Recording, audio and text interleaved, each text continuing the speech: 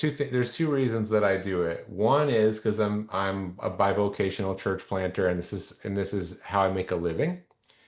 Um, but two is that and that by the way is happens in many many ways. Like, it's not like, I mean, I have this ecosystem of things that I do in writing. Ghostwriting, right now, I'm ghostwriting and publishing for $60,000. So that does a good job paying my bills. But I love this publishing side that we're developing, which came about from the fact that we were just helping a lot of people self-publish. I love the coaching side. So we have a coaching program that is this plus smaller cohorts and much more hands-on and a whole lot more feedback. And it comes with the publishing. So um, the Substack, this Tuesday course, this course began, this group began as our first coaching cohort. So Roxanne reached out to me as when I was just a writer, just writing, and said, "Hey, stranger, do you ever coach people?" And I said, "No, but I'll try it." So we just talked on the phone once a month, and I was like, "Wow, this is really fun." And then people would call me. At first, people called me for ghostwriting, and then I would tell them how much it was, and it wasn't as much as it is now.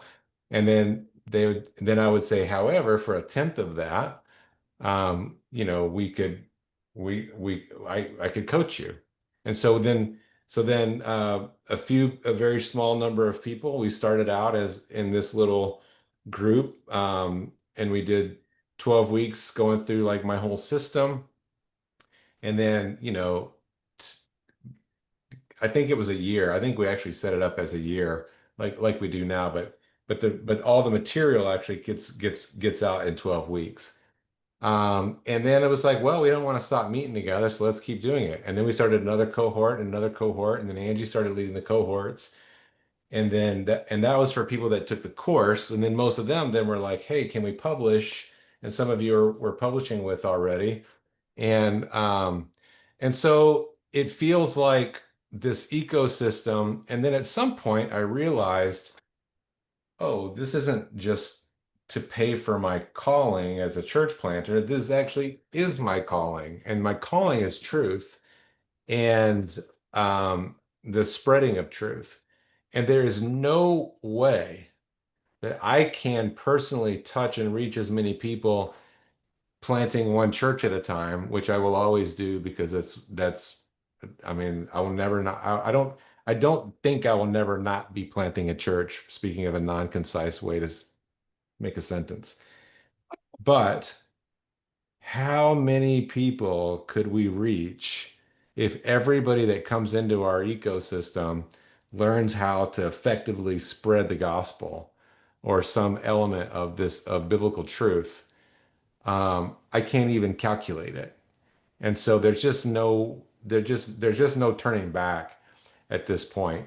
So Tuesday is one way to just help people for very cheaply.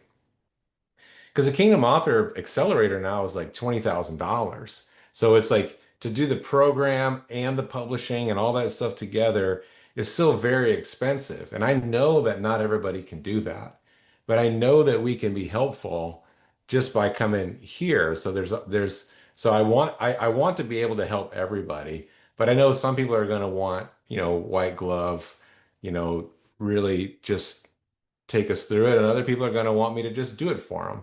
I offer the coaching to everybody that talks to me, and if they can afford it, they're like, I have a message. I don't feel called to be a writer. I want you to write it. And so then we write it. So the grand vision is whatever God thinks the grand vision is. But when it seems like a good next step that's not going to bet the farm to expand in some way so that we can continue just further advancing what this is, then I take it. So the Substack community um, for Christian writers is probably the biggest net. or no, I would say YouTube or anywhere in social media where any person could see it, could see what we're doing is the biggest net. I have 20,000 subscribers in the Substack that some of them know me well, some of them don't know me at all. Um, you know, and I'm just meeting people all the time. We have three websites out there now drawing people in. I just met Heidi this week because you came across our coaching, ChristianWriterCoach.net.